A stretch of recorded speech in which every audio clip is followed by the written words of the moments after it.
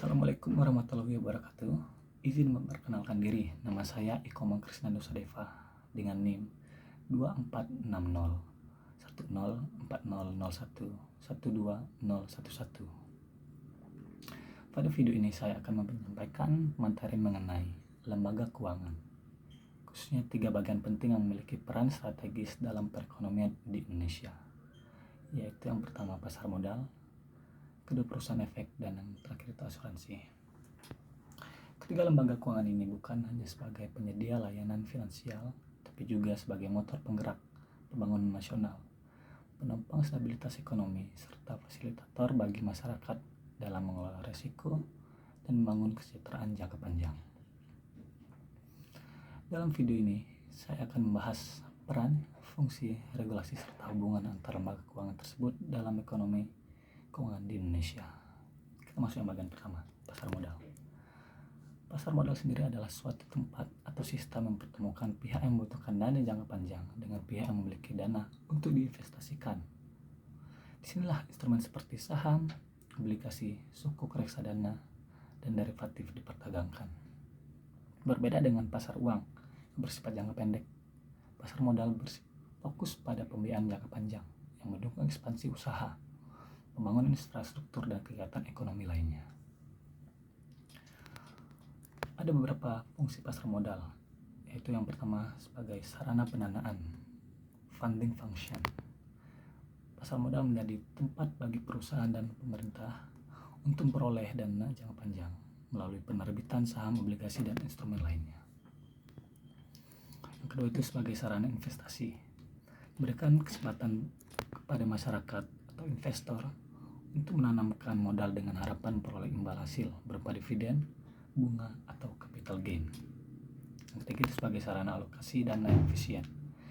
Dana dari pihak yang memiliki kelebihan dana dialirkan kepada pihak yang membutuhkan secara lebih produktif dan transparan. Kemudian mendorong pertumbuhan ekonomi dengan tersedianya pembiayaan jangka panjang. Kegiatan usaha dapat berkembang sehingga menciptakan lapangan kerja dan meningkatkan perekonomian nasional. Kemudian sebagai sarana penilaian perusahaan, valuation. Harga saham di pasar modal mencerminkan nilai dan kinerja perusahaan berdasarkan mekanisme pasar. Selanjutnya sebagai untuk meningkatkan transparansi dan tata kelola perusahaan. Perusahaan terbuka wajib menyampaikan informasi secara berkala sehingga mendorong praktik good corporate governance. Yang terakhir itu sebagai sarana diversifikasi risiko. Investor dapat menyebar investasinya ke berbagai instrumen untuk mengurangi risiko. Namun di sini ada instrumen pasar modal. Pertama itu saham. Adalah surat berharga yang menunjukkan kepemilikan atas suatu perusahaan. Pemegang saham berhak peroleh dividen dan capital gain serta menanggung risiko kerugian. Kedua itu adalah obligasi. Surat utang jangka panjang diterbitkan oleh perusahaan atau pemerintah. Investor memperoleh bunga atau kupon dan pengembalian pokok pada saat jatuh tempo. Kemudian yang ketiga itu adalah reksadana. Wadah penghimpun dana masyarakat yang dikelola oleh manajer investasi dan diinvestasikan ke saham, obligasi, atau instrumen pasar uang. Tentang instrumen derivatif. Instrumen turunan yang nilainya bergantung pada aset lain seperti opsi atau option dan kontrak berjangka atau futures, digunakan untuk melindungi nilai, hedging, atau spekulasi. Yang kelima itulah efek bersifat uang, utang atau dan syariah. Ada sukuk atau obligasi syariah dan efek beragun, aset atau EBA, digunakan sebagai alternatif investasi sesuai prinsip syariah atau berbasis aset. Yang keenam itu adalah right issues dan waran. Right artinya hak pemegang saham lama untuk membeli saham baru, dan waran adalah hak untuk membeli saham pada harga tertentu di masa depan. Instrumen-instrumen tersebut diperdagangkan secara teratur, wajar, dan efisien di pasar modal. Ini ada pelaku pasar modal. Pelaku pasar modal adalah pihak-pihak yang terlibat dalam kegiatan penerbitan, perdagangan, penguasaan efek di pasar modal. Pelaku pasar modal ada beberapa. Yang pertama itu ada emiten. Adalah pihak atau perusahaan atau pemerintah pemerintah yang menerbitkan efek seperti saham, obligasi, atau sukuk untuk memperoleh dana dari masyarakat. Yang kedua itu adalah investor atau pemodal. Pihak menanamkan dana dengan membeli efek di pasar modal, baik itu perorangan maupun institusi dengan tujuan memperoleh keuntungan. Yang ketiga itu perusahaan efek, adalah badan usaha yang memiliki izin untuk melakukan kegiatan di pasar modal. Itu ada penjamin emisi efek atau underwriter, kedua ada perantara, pedagang efek atau broker, yang ketiga itu manajer investasi. Akan kita bahas secara khusus nanti. Yang keempat itu adalah lembaga penunjang pasar modal, adalah pihak yang mendukung kelancaran kegiatan pasar modal. Antara lain yang itu yang pertama Biro Administrasi Efek BAE, kemudian ada bank, kustodian, ada wali amanat, kemudian ada penilai akuntan publik, konsultasi hukum, dan notaris. Kemudian yang kelima itu ada Self-Regulatory Organization atau SRO. Ada lembaga yang mengatur dan mengawasi pelaksanaan perdagangan efek, yaitu yang pertama itu adalah Bursa Efek Indonesia atau BMI, kedua itu lembaga clearing dan penjaminan KPEI, dan yang terakhir adalah lembaga penyimpanan penyelesaian KSEE. Yang terakhir adalah Otoritas Jasa Keuangan atau OJK. Ada lembaga negara yang melakukan pengaturan, pengawasan, dan penegakan hukum di sektor pasar modal. Pelaku-pelaku tersebut yang saya sebutkan tadi itu adalah saling berkaitan untuk mewujudkan pasar modal yang teratur, wajar, dan efisien. Kemudian kita masuk ke mekanisme transaksi saham. Proses transaksi saham umumnya meliputi yang pertama itu pembukaan rekening efek di perusahaan sekuritas. Yang kedua, analisis pasar oleh investor, kemudian penyampaian order melalui aplikasi sekuritas, pencocokan harga di sistem BI, dan terakhir itu penyelesaian transaksi dengan skema T+2. Kita masuk yang kedua, yaitu perusahaan efek. Perusahaan efek sendiri, seperti yang saya jelaskan sebelumnya, adalah perusahaan yang memiliki izin dari OJK untuk menjalankan kegiatan sebagai penjamin emisi efek, perantara pedagang efek, atau manajer investasi. Perusahaan inilah yang menjembatani investor, emiten, dan pasar modal agar kegiatan berjalan dengan lancar. Adapun beberapa jenis perusahaan efek berdasar kepemilikannya. Yang pertama itu adalah perusahaan efek milik swasta nasional. Perusahaan efek yang seluruh atau sebagian besar sahamnya dimiliki oleh pihak swasta dalam negeri. Contohnya itu adalah perusahaan sekuritas independen milik kelompok usaha nasional. Yang kedua adalah perusahaan efek milik pemerintah atau BUMN. Perusahaan efek yang kepemilikan dimiliki oleh negara, baik secara langsung maupun melalui BUMN lain. Perusahaan ini biasanya berperan dalam mendukung kebijakan dan stabilitas pasar modal. Contohnya itu adalah perusahaan sekuritas milik bank BUMN. Kemudian yang ketiga adalah perusahaan efek penanaman modal asing atau PMA. Perusahaan efek yang pemilikannya sebagian atau seluruhnya dimiliki oleh pihak asing sesuai ketentuan penanaman modal, umumnya membawa modal, teknologi, dan jaringan internasional. Kemudian yang keempat itu adalah perusahaan efek joint venture atau campuran. Perusahaan efek yang dimiliki bersama oleh pihak dalam negeri dan pihak asing. Bentuk ini memungkinkan transfer keahlian dan penguatan permodalan. Kemudian yang kelima itu adalah perusahaan efek milik kelompok usaha perbankan. Perusahaan efek yang menjadi anak perusahaan atau afiliasi bank, baik bank nasional maupun bank asing. Perusahaan ini bertujuan untuk memperluas layanan keuangan di bidang pasar modal. Pengulangan ini penting untuk mengetahui struktur kepemilikan, pengawasan, dan peran perusahaan efek dalam pasar modal. Kemudian kita masuk ke fungsi operasional dalam perusahaan efek. Perusahaan efek memiliki struktur internal yang memuat layanan sebagai berikut. Yang pertama itu jasa kustodian untuk menyimpan dan mengamankan dana serta efek milik nasabah. Yang kedua itu adalah pembukuan untuk mengelola catatan transaksi dan portofolio investor. Kemudian perdagangan, melaksanakan order beli atau jual efek. Kemudian pemasaran, membantu nasabah membuka rekening efek dan memberikan edukasi. Ada 3 fungsi utama dalam perusahaan efek. Yang pertama itu adalah penjamin emisi efek atau underwriter. Penjamin emisi efek ini atau underwriter ini bertanggung jawab membantu emiten dalam proses go public. Perannya meliputi konsultasi, persiapan dokumen, dan pemasaran saham. Jenis komitmen penjaminannya meliputi, pertama itu adalah full commitment, kemudian ada best effort, standby commitment, all or non commitment. Underwriter sendiri meminimalkan risiko bagi emiten dengan memastikan proses penawaran umum berjalan efektif. Kemudian yang kedua adalah perantara pedagang efek atau broker. Broker atau wakil perantara pedagang efek berperan menghubungkan investor dengan pasar. Mereka mengeksekusi order jual dan beli, memberikan analisis, dan memastikan transaksi berjalan sesuai dengan regulasi.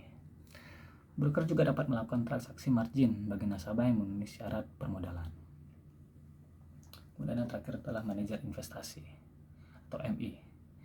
Manajer investasi atau MI itu bertujuan mengelola portofolio efek nasabah. Dana dapat diinvestasikan ke dalam saham, obligasi ataupun instrumen lainnya sesuai dengan mandat. Adapun aspek regulasi dan pengawasan perusahaan efek. Aspek regulasi dan pengawasan perusahaan efek ini bertujuan untuk menjamin kegiatan pasar modal berjalan dengan teratur, wajar, dan efisien, serta melindungi kepentingan investor. Adapun yang pertama itu adalah landasan hukum.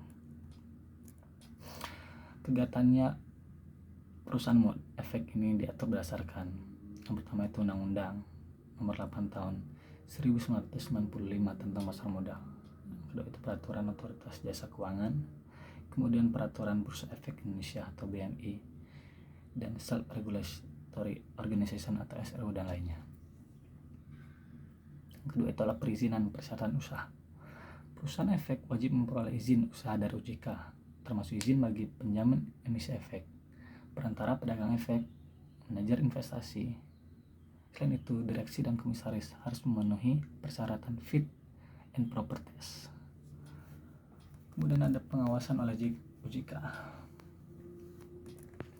OJK melakukan pengawasan melalui pemeriksaan rutin dan khusus, evaluasi laporan keuangan dan laporan kegiatan, kemudian penegakan hukum dan pemberian sanksi administratif.